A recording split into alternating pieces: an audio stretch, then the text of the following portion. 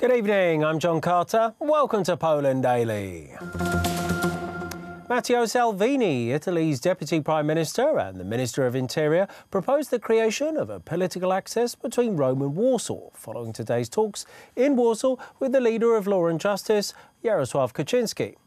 A coalition of political groups will be built around this initiative, the aim of which is to restore the identity of Europe and return to the roots of the European Union.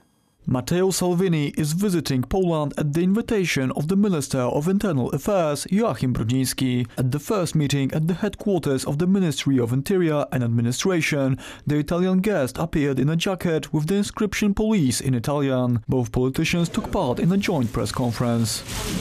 In Europe, the Franco-German axis has been dominating for years. We are aiming for a new balance, new energy, and in this sense, Poland and Italy will be the players of the new European spring, the renaissance of the revival of true European values. Europe must return to its identity, its roots. And I would like to end with an anecdote and quote the words of the Prime Minister, that he may worry that there are many issues in which there are no differences of views, and that may be disturbing, because what is worth mentioning, the difference of views is the essence of democracy. If any differences appear in the future, we will solve them together within the framework of the European Union. After a joint statement, the ministers, along with Senator Anna Maria Anders, laid wreaths at the tomb of the unknown soldier. During the ceremony, a small group of demonstrators were waiting for Salvini and shouted slurs at him. After 3 p.m., the Italian politician met with the Law and Justice chairman, Jarosław Kaczyński. The talks focused on the political cooperation of both groups, including the context of the upcoming European Parliament elections. Matteo Salvini is currently the most popular politician in Italy, with a more than 50% approval rate, and his Northern League is the strongest party in the country. Elections to enter the European Parliament will take place at the end of May. Italy is Poland's third largest trade partner, and around 100 years ago, Italy became the first country to recognize Poland's independence. The salary of one of the National Bank of Poland's executives remains unknown.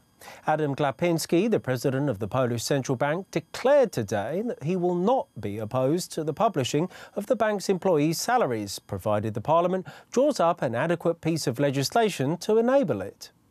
According to media reports, Martyna Wojciechowska, Chief of Communication and Promotions Department, may earn as much as 65,000 Polish zloty per month, calculated from her financial declarations. However, during today's press conference, Ewa Raczko, the Deputy Staff Director at the National Bank of Poland, said that none of the bank's executives earn that much, but she would not disclose the earnings of Wojciechowska. I cannot disclose the earning of Mrs. Wojciechowska. I provided the average salary of all executives.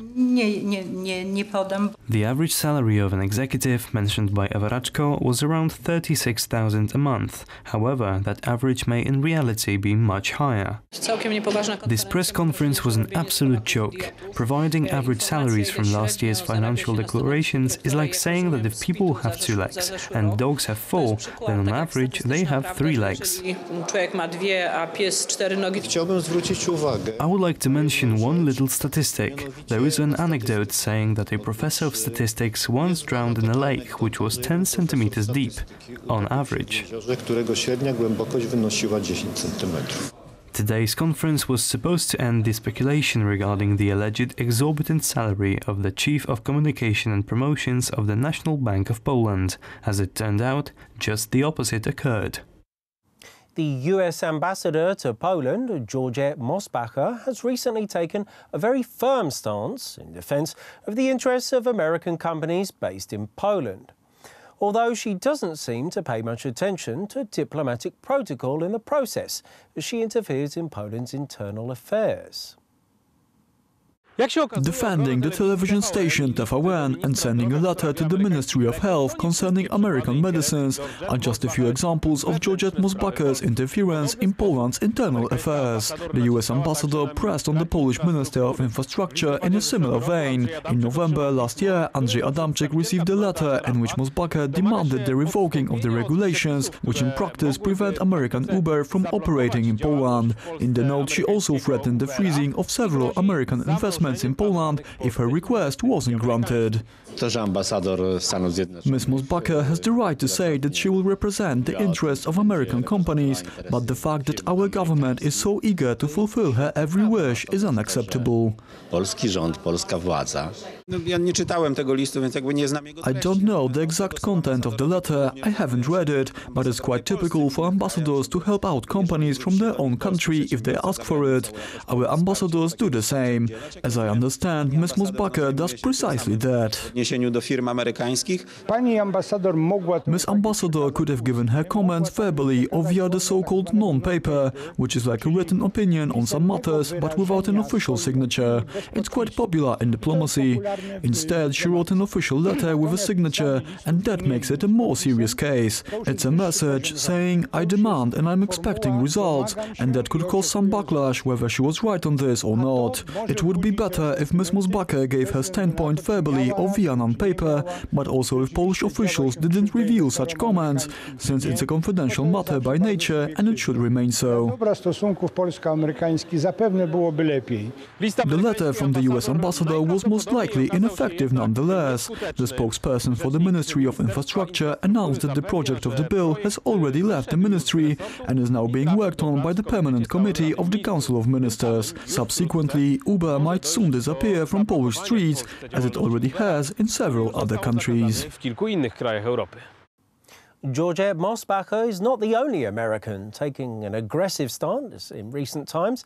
The President Donald Trump gave a very strong statement on television, trying to convince the American people about the necessity for building a wall at the Mexican border. Trump argues that it is essential to stop the flow of illegal immigrants, drugs and criminals. The Democrats, however, are strongly opposed to the idea, causing a budget crisis in Congress.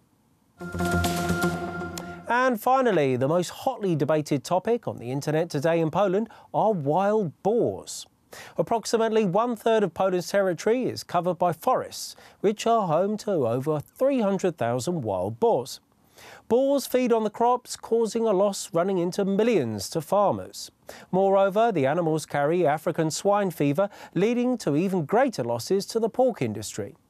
Polish authorities have decided to reduce the number of wild boars by 200,000. And environmentalists responded by launching a campaign to defend the animals.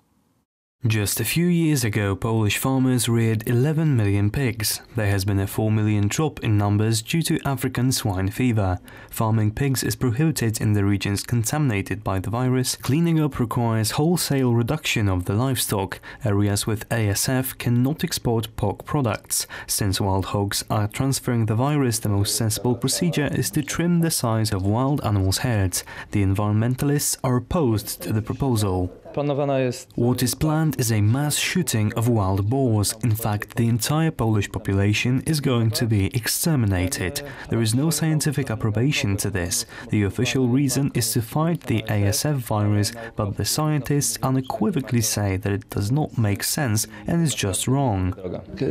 It is unjustified to talk about numbers that have appeared in the media. All we are trying to do is coordinate the action to hunt at the same time in the area that will isolate the parts of the country infected by the ASF disease from the uninfected part. The massive hunt for wild boars is due to start on January 12 and last till the end of February. Meanwhile, the opponents look set to change their Facebook avatars to a wild boar and perhaps even post "Je suis wild boar."